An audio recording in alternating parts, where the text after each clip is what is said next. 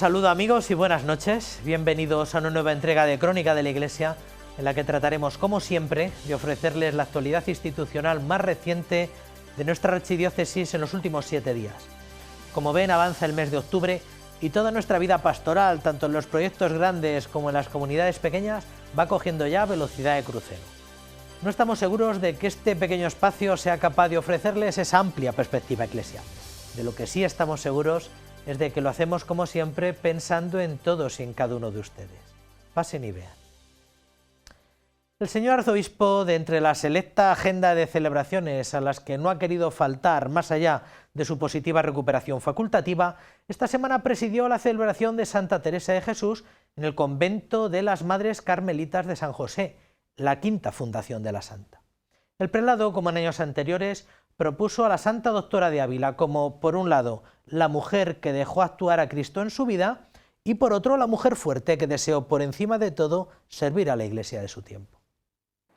La Iglesia ha celebrado este martes la fiesta de Santa Teresa de Jesús, un día para recordar la figura humana y eclesial de la Santa y la transformación que vivió cuando dejó actuar a Cristo en ella tras un periodo de tibieza. Así lo aseguró en su homilía el señor arzobispo de Toledo durante la celebración de la Santa Misa en el convento de las Madres Carmelitas de San José, la quinta fundación de la Santa. El Espíritu Santo es como esa punta de diamante fortísimo que toca las fibras más íntimas de la persona humana y hace brotar la oración y la intercesión más profunda, sobre todo en aquellos que se dejan, como Santa Teresa. Él es el que mejor entiende nuestros deseos y necesitados, el Espíritu Santo. Y aquí, como digo, es donde está el secreto de Santa Teresa. Dejar que el Espíritu actúe en ella, estar del todo rendida al amor de Cristo. Santa Teresa deseó servir a la Iglesia de su tiempo y es la invitación que el señor arzobispo trasladó a los fieles, especialmente a los más jóvenes. Don Braulio Rodríguez recordó que todos estamos hechos para algo grande, pero para ello hay que recogerse del ruido al que nos somete nuestra vida. Lo que ocurre es que no nos lo creemos del todo y jugamos a ser un poco mediocres, porque eso se lleva hoy, y no buscar horizontes grandes. Claro que todo el mundo quiere triunfar y ser, si es cantante, lo mejor, y si es futbolista, no quiero decirte. Santa Teresa es testigo, en efecto, del trabajo mismo que supone la transformación de una persona, del deseo de salvación, del efectivo cambio de vida, de la gracia del Espíritu Santo que la penetra y la conduce a una intensa experiencia de las más grandes verdades de nuestra fe. Don Braulio Rodríguez también tuvo palabras de recuerdo para las hermanas de la comunidad anterior y saludó a sus nuevas moradoras, la comunidad de Carmelitas Descalzas de Grajal. En este convento, el quinto de su obra, Santa Teresa, pasó largos periodos y comenzó la escritura de las moradas.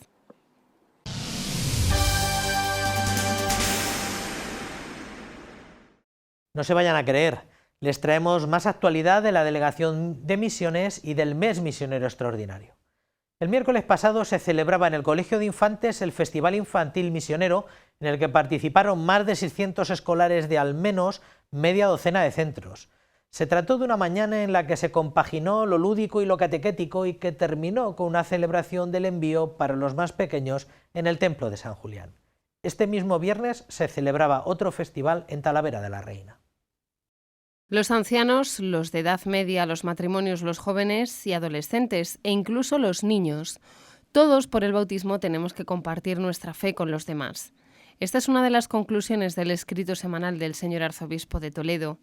Una idea por la que han apostado desde la Delegación de Misiones ante la celebración del Mes Misionero Extraordinario, convocado por el Papa Francisco.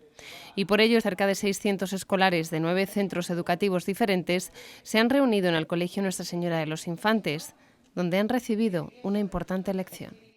Los niños tienen el corazón más dispuesto y los niños son los que se convierten en los auténticos protagonistas dentro del mes misionero extraordinario en esta semana anterior a la fiesta del Domum, que es el domingo, ¿no? Entonces los niños no podían faltar en la programación del mes misionero extraordinario. Son ellos unos auténticos misioneros. Tras la acogida, los niños han recibido una pequeña catequesis sobre la labor de los misioneros y sobre quiénes fueron San Francisco Javier y Santa Teresa de Lisieux, patronos de las misiones. Tenemos programada una especie de gincana misionera con todos los niños que cubre los 5 continentes y las realidades de la selva, el desierto, las ciudades, bueno, un poco y una oración misionera. A media mañana todos han participado de una gincana que les situaba en distintos escenarios propios de la misión y donde han entendido que, tal y como indica don Braulio Rodríguez en su escrito semanal, nuestra fe se fortalece dándola. Son niños, ¿no? Y aunque les están dando testimonio, un testimonio misionero, fundamentalmente sobre quién era San Francisco Javier y Santa Teresa de Lisieux, se trata de que ellos se diviertan aprendiendo también a evangelizar. En eso va a consistir esta mañana de convivencia aquí en el Colegio de Infantes. El encuentro ha finalizado con una oración y un acto de envío en el templo parroquial de San Julián. Este viernes 18 de octubre, más de 300 niños han participado de esta actividad en el Colegio Santa María del Prado, en Talavera de la Reina.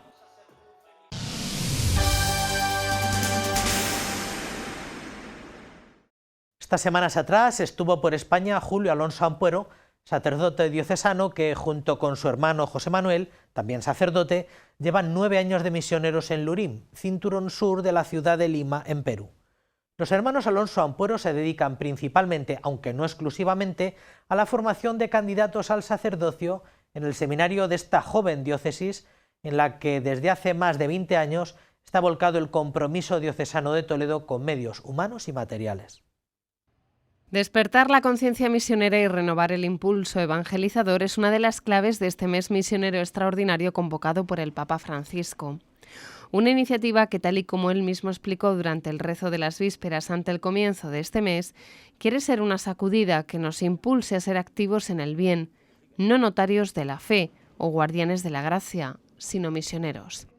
Reactivar nuestra Iglesia de tal manera que nos demos cuenta que tenemos un maravilloso tesoro, que es Cristo, que es la redención, que es la gracia, que es el Evangelio, que tenemos mucho que dar, que el mundo de hoy sigue necesitándolo, aquí en América, en todas partes del mundo, y me parece que lo que el Papa busca también es reactivar en toda la Iglesia ese fervor, ese entusiasmo, ese anhelo.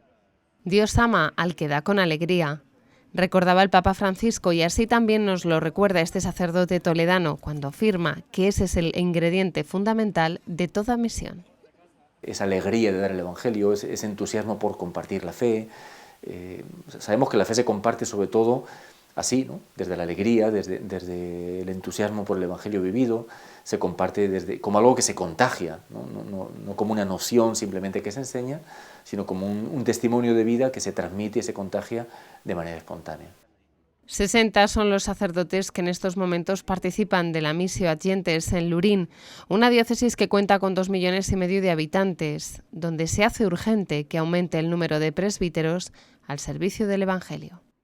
Hemos recibido el regalo de muchas vocaciones sacerdotales y hay muchas maneras de colaborar. Una es ir de misionero de por vida, otra es ir por unos años, y hay otras opciones, que es ir también por unos meses, de tal manera que uno pueda faltar aquí unos meses y estar allí evangelizando o dando clases, o, participando en una misión, etc. Y puede dar muchísimo. El servicio de un sacerdote a nivel de confesiones es insustituible por ningún otro. Un mes para reflexionar sobre nuestro testimonio personal. Un mes para anunciar que nadie está excluido de la misión de la Iglesia.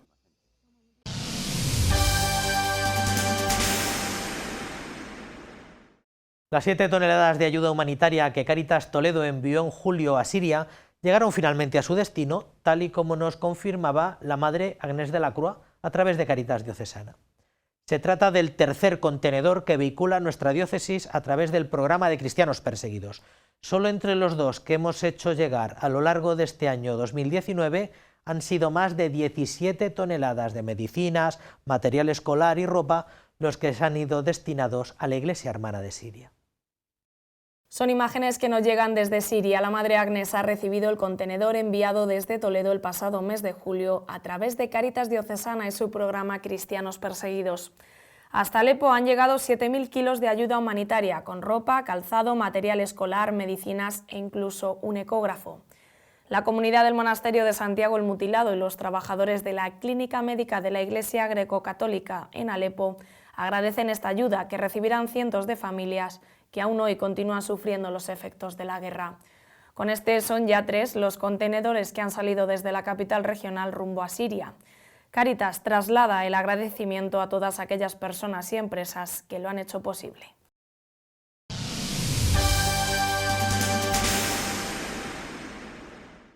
Para paliar la preocupación de muchas familias a las que les cuesta hacer frente al gasto de libros, material escolar y accesorios que supone el inicio de curso, Cáritas Diocesana lanza la campaña de recogida de material escolar a estrenar para los hijos de las familias que acompaña a esta institución en los diferentes programas.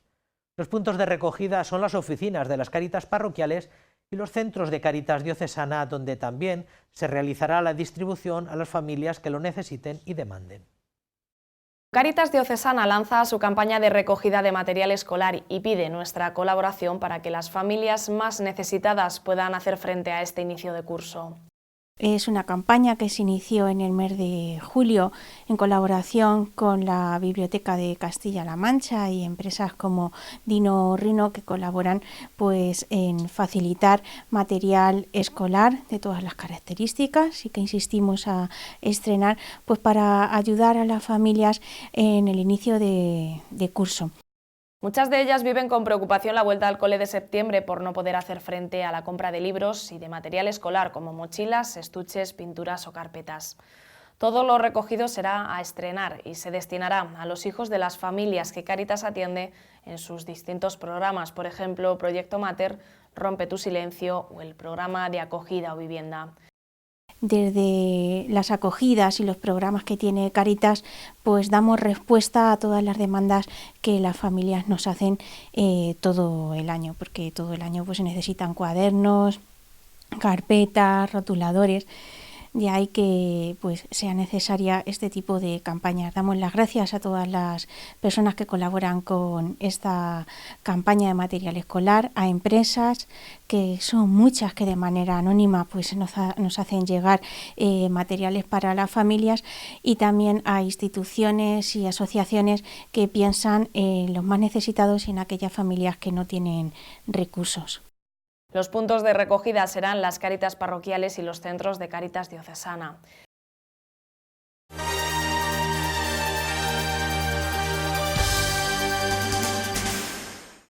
Ya saben que puntualmente hay 2 ocasiones en el año a lo largo del curso en la que recordamos al Beato Cardenal Sancha. Una es en febrero, que es cuando se celebra la fiesta litúrgica, y otra es en octubre, que es cuando todos recordamos, los diocesanos de Toledo, tenemos todavía vivo el recuerdo en la memoria de la celebración de su beatificación en la Catedral Primada. Fue un 18 de octubre del año 2009, cuando el prefecto para la causa de los santos, Monseñor Angelo Amato, en nombre del Santo Padre, presidía la celebración de la beatificación de este cardenal primado de Toledo en el templo catedralicio, con una concurrida y numerosa cantidad de fieles allí congregados. Para recordar este efeméride, este 10º aniversario, para que continúe vivo el refresco de la causa del cardenal Sancha, tenemos al que pone voz y al que nos recuerda puntualmente este compromiso diocesano, que es don Carlos Miguel García Nieto, que es el vicepostulador de la causa de la canonización del cardenal. Carlos Miguel, buenas noches. Buenas noches, José María. Muchísimas gracias una vez más por haber venido. Gracias a ti por esta invitación. Muy bien, ¿cómo recuerdas en primer lugar? ¿Cuál es tu recuerdo de primera mano de la celebración de la beatificación hace ya 10 años, después de no pocos esfuerzos, me imagino? Pues como tú dices, después de no pocos esfuerzos, queda el recuerdo emocionado. Emocionado, agradecido, porque fue, como tú bien dices, una celebración multitudinaria. Más o menos se cuenta que puede haber en torno a 4.000 fieles, cientos de sacerdotes, 40 obispos, cardenales. Es decir, fue un acontecimiento singular en nuestra diócesis. Pensemos que es que era la primera vez que se reconocía la santidad de un arzobispo toledano después de más de 1000 años, desde los arzobispos visigodos, San Ildefonso, San Eugenio, San Julián. Desde entonces no habíamos tenido, es verdad que la práctica de canonización, de beatificación, es muy distinta a la actual, a la de entonces, ¿no? Que en aquella época existía la aclamación del pueblo y poco más. Actualmente es un proceso largo, laborioso de investigación, pero que duda cabe que el hecho en sí, la subida de los altares de un arzobispo toledano, era un acontecimiento del todo singular.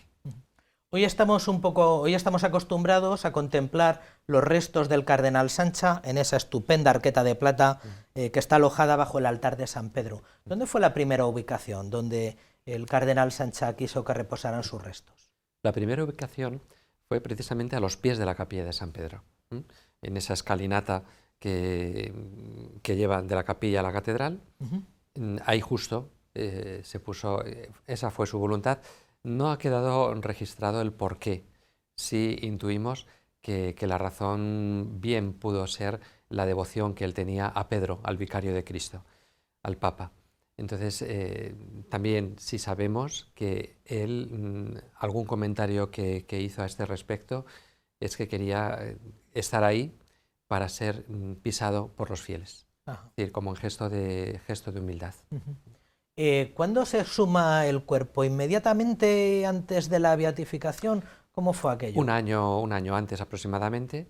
Había que dar fe de que ahí estaban los restos de la persona que iba a ser beatificada, que no se había producido ninguna anomalía en este tiempo, y por eso se pide en este proceso previo a la beatificación un reconocimiento de los restos de quien va a subir a los altares.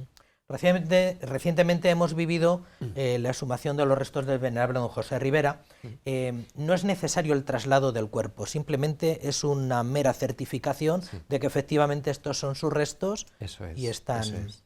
Sí, sobre todo, que decir, el traslado vendría por hacer patente, mostrar las reliquias del que ha sido ya beatificado. Por eso se le trasladan y luego se pueden ubicar en su sitio originario o bien llevarlo a otra parte para ser venerado por los fieles. Y en aquel momento se os ocurre colocarlo, ¿cómo es la intuición? De vamos a colocarlo de manera lo más digna posible aquí bajo el altar de la capilla de San Pedro. Sin duda. Eso bien, fue una idea bastante, podríamos decir, bastante elaborada entre la comisión que se nombró pues para organizar los actos del centenario del cardenal, de su muerte, la beatificación, y ahí estaba el cabildo. Entonces el cabildo colaboró de una manera muy expresa, muy intensa, en todo, en las distintas celebraciones que se tuvieron a lo largo de ese año, proporcionando pues una dignidad, una finura a las celebraciones de la catedral muy interesante, ¿no? Muy de agradecer.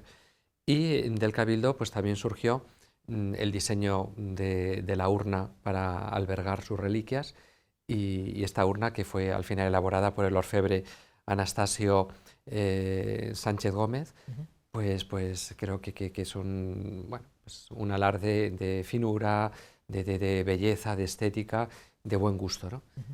En los talleres Tasio de Madrid, en los talleres, de los que tan usuarios somos tantos curas de la diócesis. Sí. Hay tres elementos que recordamos de aquella época: la arqueta de plata, donde están sus restos, sus reliquias, el cuadro que también está alojado en la capilla de San Pedro, igual no todo lo visible porque queda ahí en una especie como de chaflán del ábside, el cuadro de Sancha.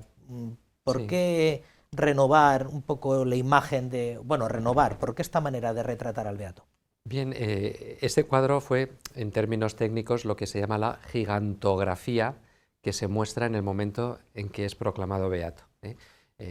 Conocemos bien esa escena en distintas canonizaciones, beatificaciones de la Santa Sede, cuando colgando de la logia de San Pedro aparecen esas gigantografías que se muestran a la veneración del pueblo, ¿no? Bien, este era el caso. Se quería mostrar una escena cotidiana del cardenal. El cardenal paseaba cotidianamente por la ciudad. Fue un cardenal muy de su gente, muy en contacto con los problemas de la gente. Sus paseos por nuestra ciudad eran del todo pintorescos, porque iba siempre rodeado de una chiquillería, era bastante... Entonces quisimos emular de alguna manera una escena de aquella época. Para ello acudimos a una gran pintora de reconocidísimo prestigio, María José Ruiz, pintora cordobesa, que ya había pintado lo que fue la imagen corporativa del centenario, ese retrato del cardenal, que ella además lo regaló a la diócesis. Bien, pues este fue el origen del cuadro. Retratar, tener Toledo al fondo, lo que es el entorno típico de nuestra ciudad de ladrillo, de ese empedrado. Igualmente, pues a los pies del cardenal se puso de una manera muy discreta su escudo, que apenas se percibe, pero ahí está, pues en el escalón, en cerámica, pues ahí está reproducido el escudo del cardenal Sancha. Y rodeado de niños que transmite mucha humanidad. Transmite mucha humanidad. Un niño está escondiendo el tirachinas para que no se lo vea el cardenal. El otro está pues recogiendo un mazapán que le está entregando don Ciriaco María. La niña, que es una gitanita, una cíngara, la pelirroja, sostiene unas alpargatas en sus manos, precisamente porque él, una de las cosas que hacía era ir con pequeños sacos de zapatillas, de calzado, de alpargatas, porque los niños en esa época iban, la inmensa mayoría, descalzos. Entonces él mismo se arrodillaba, se inclinaba para atar los cordones de los zapatos a los críos que no sabían cómo hacer un lazo de... Y luego la otra niña, que pues una niña morenita, pues cubana, dominicana, pues hace recuerdo, evoca pues su estancia en aquellas tierras y sobre todo pues lo que supuso su acción y cómo pervive su actuación pues en las actuales Hermanas de la Caridad del Cardenal Sancha, dedicadas a los mayores, a los ancianos, al cuidado de ellos, pero también a los niños, a la educación infantil y de juventud. O sea que ciertamente nada es gratuito de todo lo que se representa ahí. Sí que recuerdo que primero se hizo un retrato de busto y esa misma imagen es la que se amplía para esta, que es la que recordamos más, este beato rodeado de niños. Y junto con la arqueta de plata que todos podemos contemplar a través de la reja cuando pasamos a la catedral, a la capilla de San Pedro, y este cuadro que es más difícilmente visible por la zona en la que está, un tercer gesto muy toledano, iba a decir, era la inauguración del monumento en la Plaza Juan de Mariana. ¿Cómo surgió también? De la misma manera, pensábamos que un personaje al que tanto debe Toledo, un personaje que fue tan sumamente popular y querido por todos, nombrado hijo adoptivo de la ciudad, merecía, por supuesto, una mención particular en el callejero, pero también en algún gesto, alguna presencia más sólida, más patente de lo que representó este hombre.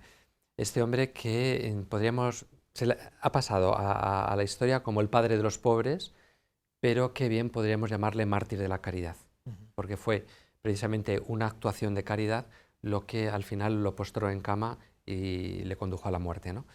Entonces nos pareció que podía ser igual, emular uno de sus múltiples paseos por la ciudad, en una zona que él frecuentaba también, como era por encima del arzobispado, la plaza actual Juan de Mariana, y el extender la mano a un pobre, no solo para entregarle unas monedas de limosna, sino sobre todo para, desde esa postración, elevarle con la luz de la fe, con el amor cristiano, la caridad, elevarle a una vida digna.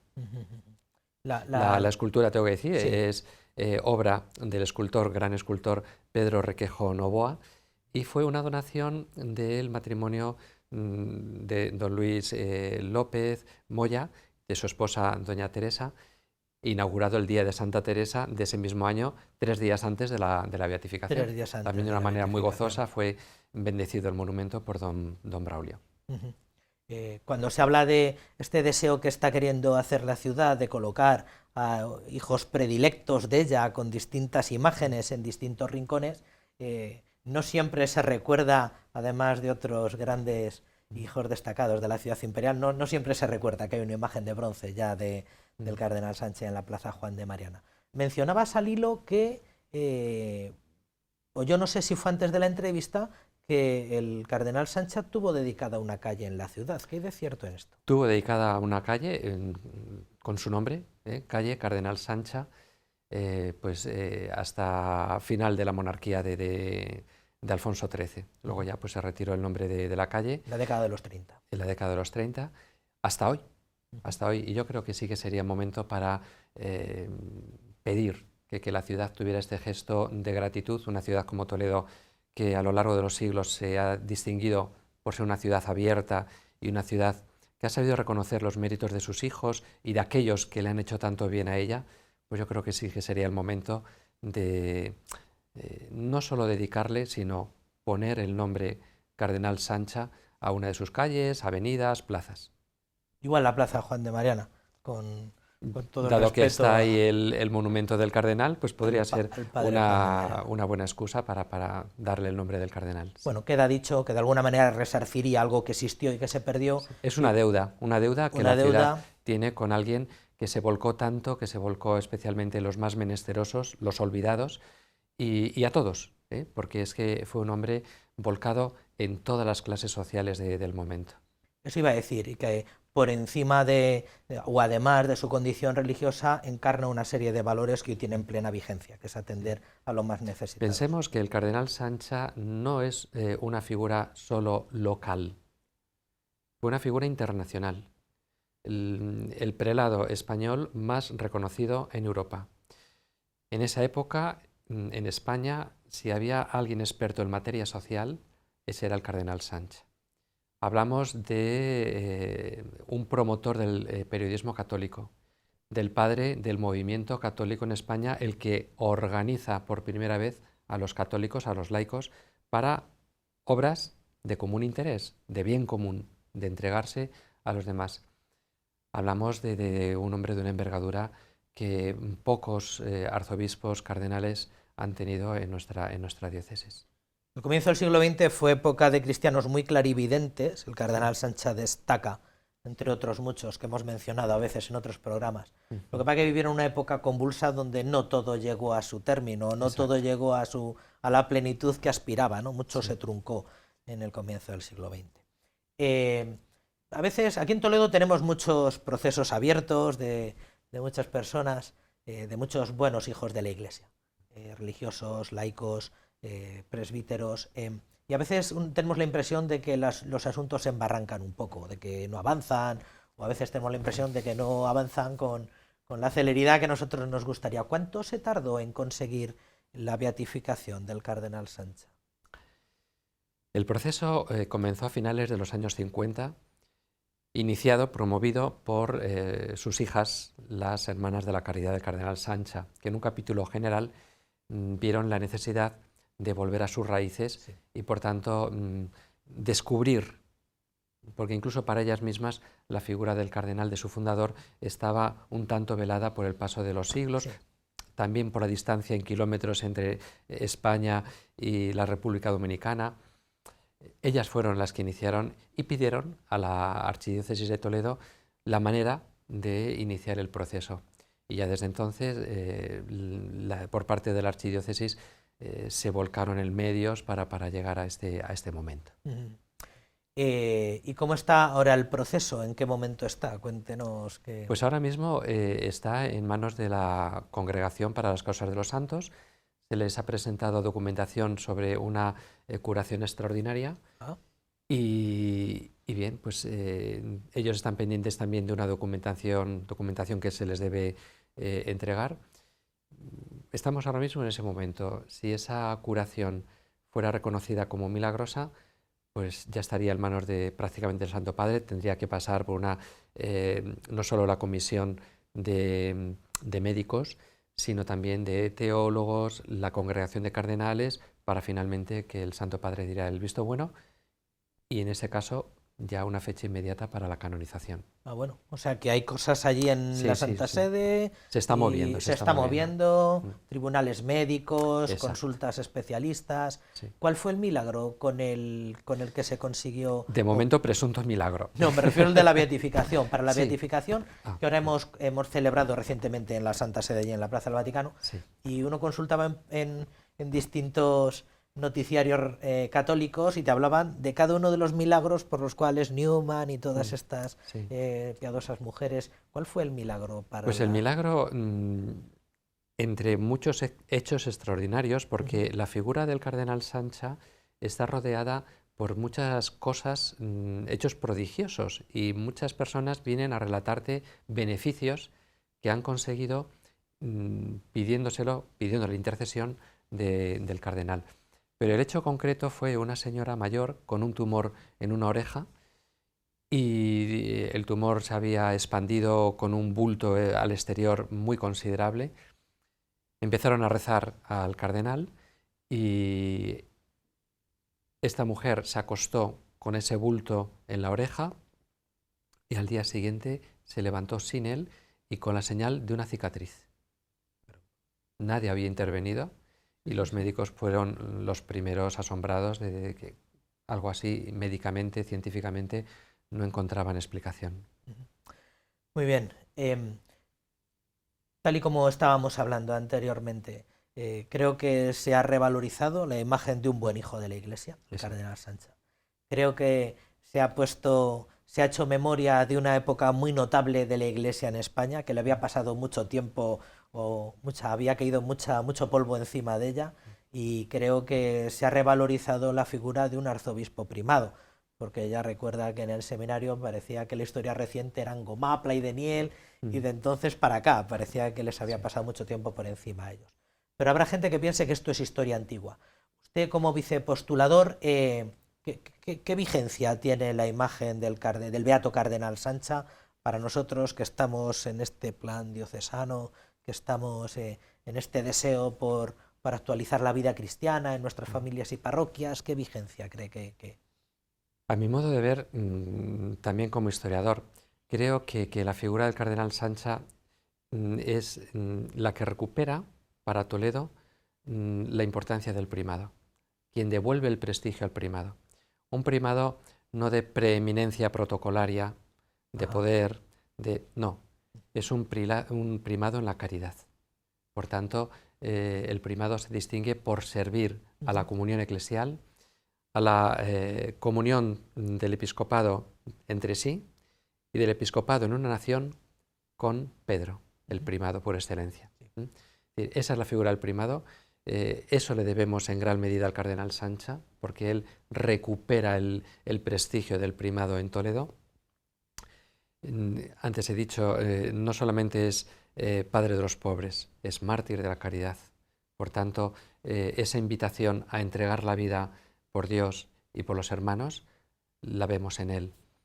Pero es que en momentos en que pasamos por una crisis a grandes niveles, a muchos niveles, él es el hombre que pone en su sitio la entrega social del cristiano. Él fue pionero de los estudios sociales, incluso se adelanta a la carta de León XIII, Rerum Novarum, más de 10 años. En muchas cuestiones que él plantea las refleja después León XIII. Es decir, son muchas las dimensiones, las facetas, que yo las condensaría en las letras apostólicas que el Papa Benedicto XVI envió para el momento de la beatificación. Diligente e infatigable testigo de Cristo. Es decir, un beato es un testigo de Cristo.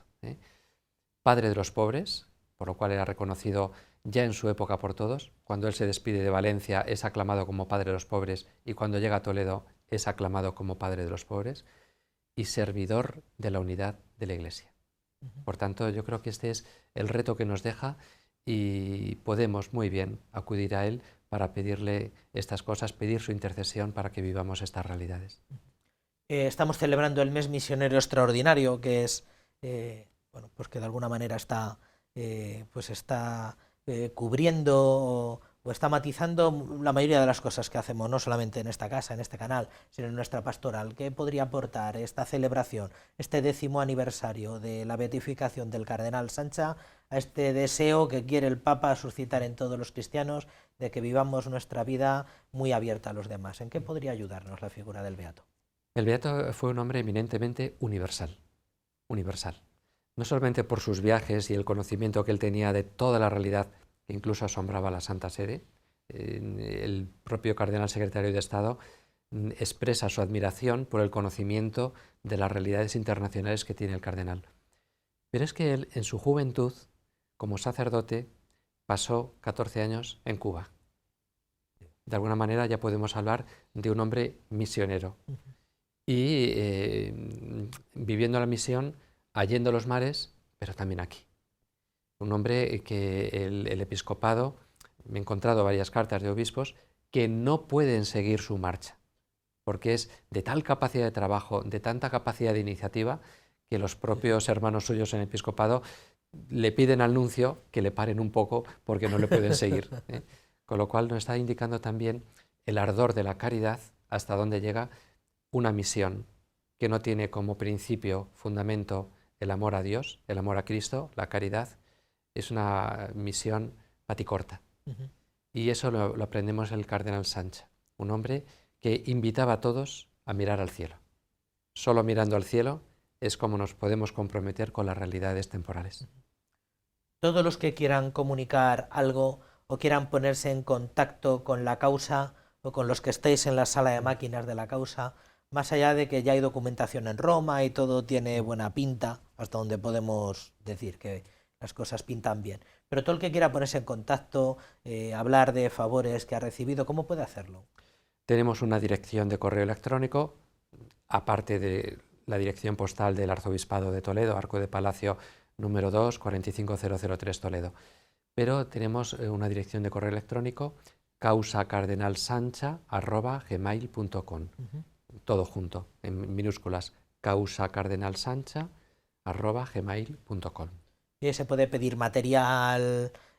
Todo lo que se necesite, o comunicar favores, en fin, cualquier tipo de correspondencia que se quiera mantener con nosotros, ahí lo pueden hacer. Muy bien, pues le felicitamos, don Carlos Miguel, como siempre, no solamente por la efeméride, que creo que es para felicitarnos todos los diocesanos, sino por todos los esfuerzos que ha puesto en esto, ¿no? No solamente usted, pero últimamente... Es un esfuerzo de todos, sí. De todos. Empezando por el señor arzobispo, que don Braulio ha sido desde el primer momento que él entró en la diócesis, coincidiendo precisamente con el año centenario del cardenal.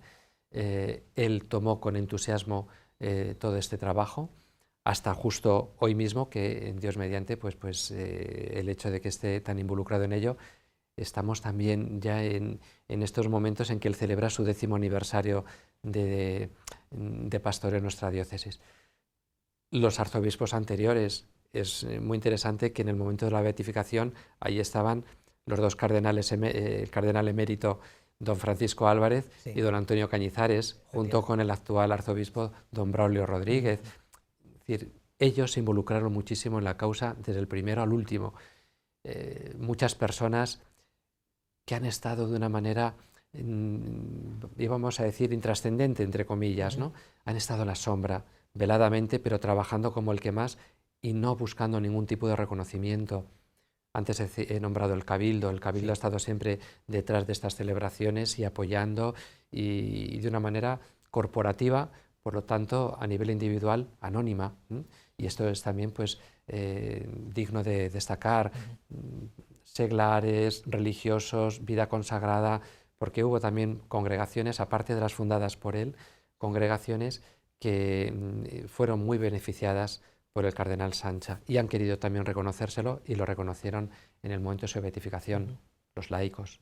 Es decir, ¿cuántos laicos de movimientos apostólicos de Toledo ese día se involucraron? En fin, a todos ellos yo creo que debemos dirigir un agradecimiento importante. Sí. Para felicitarnos muchos. Algunos ya están en la casa del Padre, pero algunos ya están en la casa del Padre. Pero nos felicitamos todos por esta efeméride, que pasa como siempre, que hay mucha gente detrás, pero a alguien le toca ponerle cara y voz. Y nadie mejor que poner cara y voz que este medio, porque también creo que es digno de destacar cómo se involucraron los medios de comunicación de la diócesis, del arzobispado, cómo la propia beatificación fue como un bautismo de fuego para el canal diocesano, cómo subió la señal vía satélite llegando a Hispanoamérica y distribuyéndose por los distintos pueblos hermanos, y ahí pues la figura de don Juan Díaz creo que es merecedora de un gran, por lo menos señalarlo, ¿no? Que siempre ha puesto mucho empeño en que todo esto se trate de la mejor manera posible. Muchísimas gracias, don Carlos. Gracias a vosotros.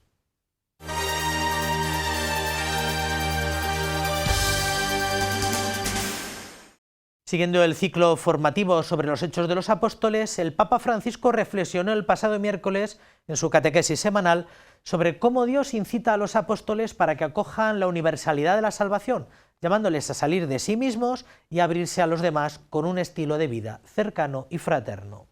Un evangelizador no puede ser un impedimento para la obra creadora de Dios. Por eso debemos pedir dejarnos sorprender por Dios y no ser obstáculos a su creatividad.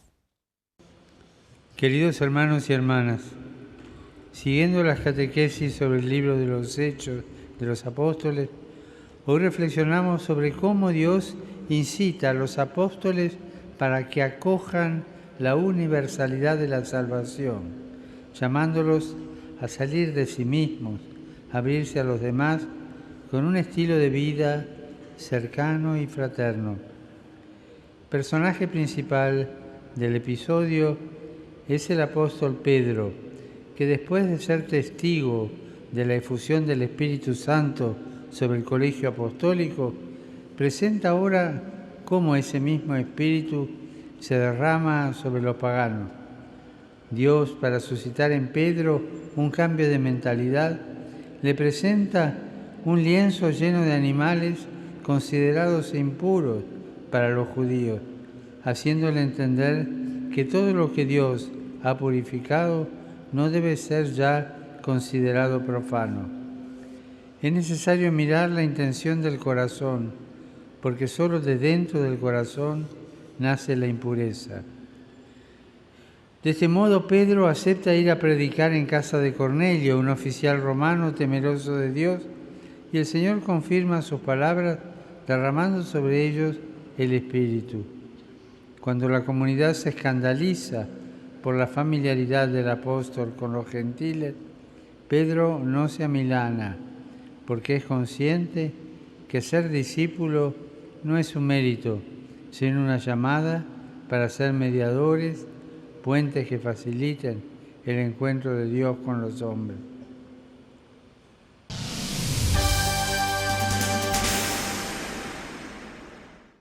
La familia, primera sociedad natural, es el lema y el tema del encuentro formativo que organiza este sábado la Delegación de Apostolado Seglar y con el que pretende, siguiendo el ideario del programa anual del Plan Pastoral, formar a laicos que se responsabilicen de impartir estos contenidos y estas charlas en parroquias y movimientos a lo largo de este curso. Los contenidos del encuentro corren a cargo de don Miguel Garrigós y don Luciano Soto, y la pretensión es crear una tupida y homogénea red de formación en toda la archidiócesis. Presentar la familia como primera sociedad natural e impulsar la pastoral familiar orientada en una perspectiva de nueva evangelización es el primero de los objetivos del Plan Pastoral Diocesano en este nuevo curso.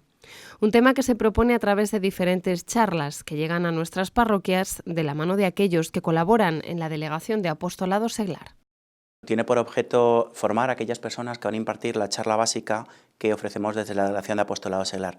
Hace 5 años, en el contexto del Plan Pastoral, lanzamos una charla formativa muy sencilla que ofrecemos a parroquias y movimientos relacionada con el tema del programa anual y siempre con el fin de preparar adecuadamente a las personas que van a impartir la charla en los distintos lugares donde se nos pide.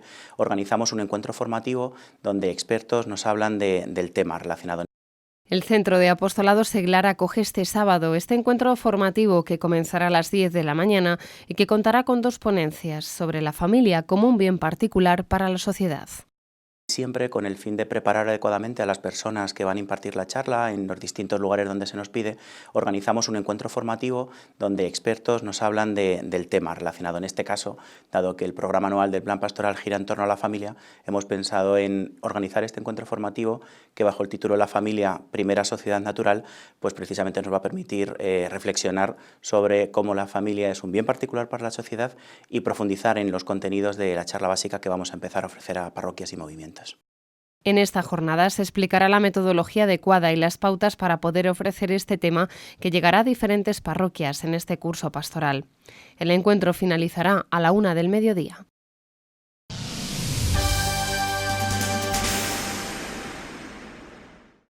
El Centro de Estudios Superiores Juan Pablo II, en la ciudad de Toledo, es fruto de la inquietud por formar profesionales íntegros que sepan desenvolverse con eficacia y ejerzan sus virtudes y sus cualidades en el mundo empresarial e institucional. Una de sus muchas propuestas es la de estudiar turismo en pleno casco histórico. En concreto, su ciclo superior como guía de información y asistencias turísticas destinado a personas que se identifiquen con el patrimonio cultural y gustan de promocionarlo y comunicarlo a los demás. El CES Juan Pablo II llegó a Toledo hace 6 años, a un bello edificio en pleno enclave de la Judería, lugar privilegiado desde el que enseñar a los alumnos de su ciclo GIAT, Guía de Información y Asistencias Turísticas, todas las herramientas necesarias para promocionar el patrimonio cultural. Lo mejor, una formación dual que posibilita a los alumnos hacer prácticas a la vez que realizan sus estudios. Desde el primer año tienen prácticas desde el mes de enero hasta final de curso. Y, por ejemplo, en el segundo curso tienen prácticas desde septiembre. Por lo tanto, van compaginando ya la teoría y la formación con su práctica profesional en los centros de trabajo, tanto empresas, hoteles, empresas de gestión cultural, con Pudifu en este año que también tenemos un convenio. O sea que muy directamente tenemos un trato con las empresas para contarles qué alumnos tenemos, lo que ellos esperan, cuáles son sus capacidades, y los vamos enfocando a las empresas con las que tenemos esa buena relación y esos convenios. Y de ahí la relación estrecha con las empresas de este ámbito, porque consideran fundamental que sus alumnos, al terminar los 2 años del ciclo formativo, encuentren trabajo. Lucía ya lo está haciendo, forma parte del equipo de admisión del parque temático Puy du Fou y tiene claro lo que más le gusta del centro. Es una motivación muy importante, sobre todo llegar a clase y que tengas buena relación con tus compañeros, con tus profesores, que estén pendientes de toda tu evolución y que te ayuden en caso de que tengas cualquier problema y estudien muy bien tu caso, sobre todo. Y como ella, Andrea, que quiere ser guía turística, reconoce que sus expectativas antes de llegar a este centro de formación profesional se han superado con creces. Yo las expectativas que tenía era de un curso más, de un grado superior en el que iba a formarme solo de teoría, y luego cuando he llegado al CES la verdad es que ha cumplido esas expectativas. Lógicamente damos teoría, nos enseñan todo lo que tenemos que saber para ser buenas profesionales del turismo, pero luego también nos ayudan mucho a nivel humano. Hemos encontrado, aparte de profesores, amigos, luego las compañeras de curso son maravillosas, y sí que hemos ido un poco más allá, a tratar más con las personas, porque te pueden explicar como la Catedral de Toledo o cómo se hace una ruta, pero luego si no te enseñan a tratar con las personas, pues no te sirve luego para nada. Alumnas como Lucía y Andrea han ido engrosando la lista del CES Juan Pablo II desde que abrió sus puertas en 2013, conscientes de la realidad del mercado laboral, en el que las ocupaciones que tienen mayor demanda son de carácter técnico y la oferta educativa no siempre lo tiene en cuenta.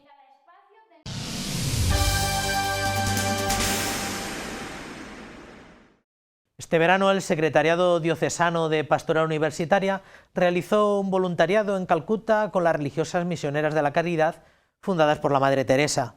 Durante 3 semanas, una veintena de jóvenes de nuestra diócesis han tenido experiencia del encuentro con Cristo en las 2 presencias de las que hablaba la Madre Teresa, la Eucaristía y los pobres.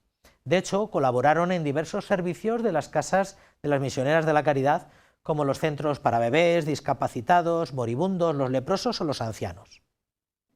No siempre podemos hacer grandes cosas, pero sí podemos hacer pequeñas cosas con gran amor.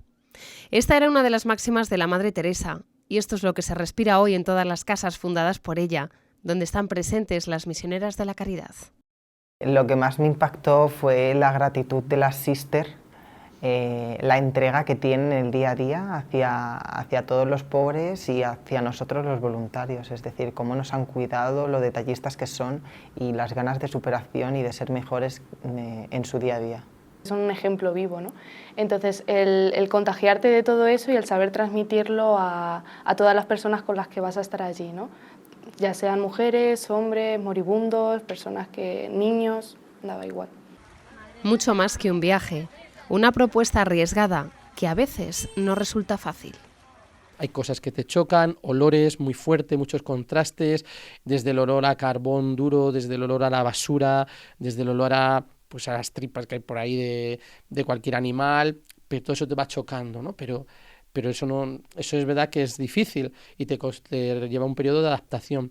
Pero también es cierto que luego, viendo el trabajo de las sisters, viendo toda la labor que tú estás llevando a cabo, viendo cómo se supera esa pobreza, pues merece la pena y ha sido una experiencia muy gratificante para todos y cada uno de los voluntarios, que la mayoría ya están deseando volver a repetirla. Una experiencia que han compartido con los 20 jóvenes que partían a Calcuta el pasado 12 de agosto, en una actividad coordinada desde el Secretariado de Pastoral Universitaria. Repartidos en distintas casas fundadas por Madre Teresa, los jóvenes han colaborado en un orfanato, en un dispensario y en una casa donde acogían moribundos. Una experiencia que transforma y que no deja indiferente a ninguno de ellos. Me quedo con el amor recibido por cada una de las mujeres con las que he estado, porque te piensas que vas a Calcuta a cambiar el mundo y en realidad es Calcuta el que te cambia a ti. Este tipo de voluntariado yo creo que viene muy bien para darse cuenta que hay que ayudar al prójimo, pero eso tiene una fundamentación, no es el prójimo por el prójimo, es el prójimo por el Señor. Y eso lo hemos aprendido con Misioneros de la Caridad. El próximo año será un nuevo campus de verano, lo que proponga a los más jóvenes el Secretariado de Pastoral Universitaria, junto con la Delegación de Adolescencia y Juventud de la Archidiócesis de Toledo.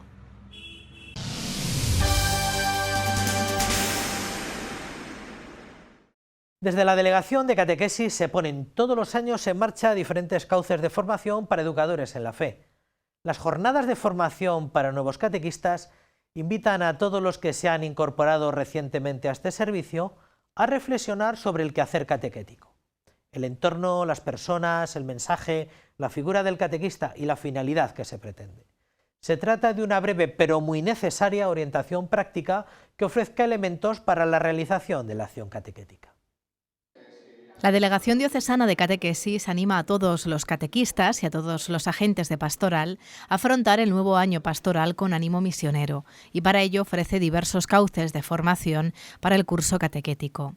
De todos ellos destacan encuentros formativos destinados a la formación de nuevos catequistas. No obstante, desde la propia Delegación Diocesana también se invita a participar a todos los educadores de niños y adolescentes que quieran sumarse a esta formación.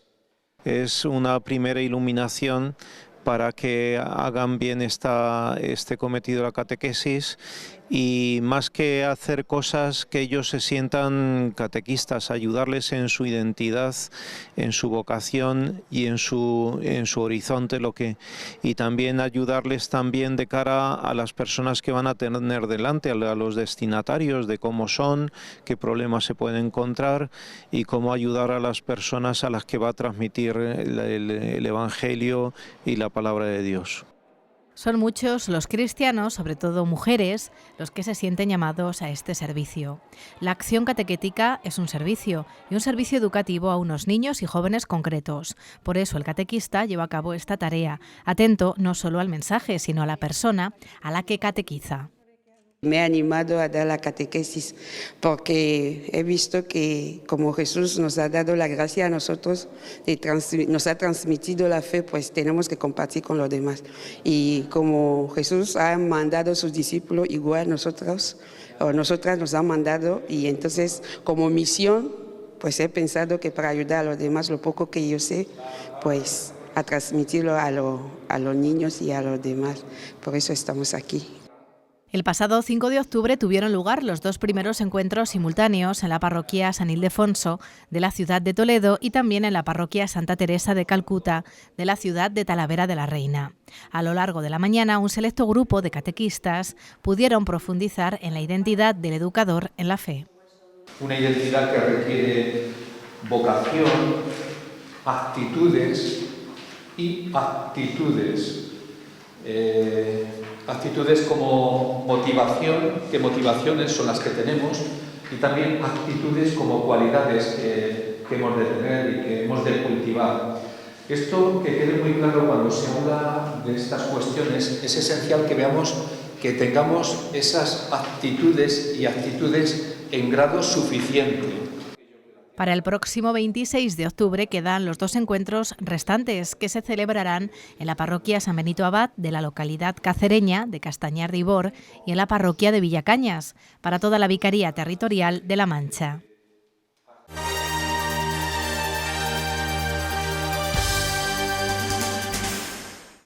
Muy bien, pues hasta aquí la crónica de la Iglesia de esta semana.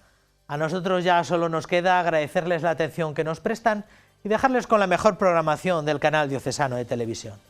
Ya saben que pueden volver a visionar muchos de estos contenidos en el canal de YouTube del que disponemos en Radio Televisión Diocesana.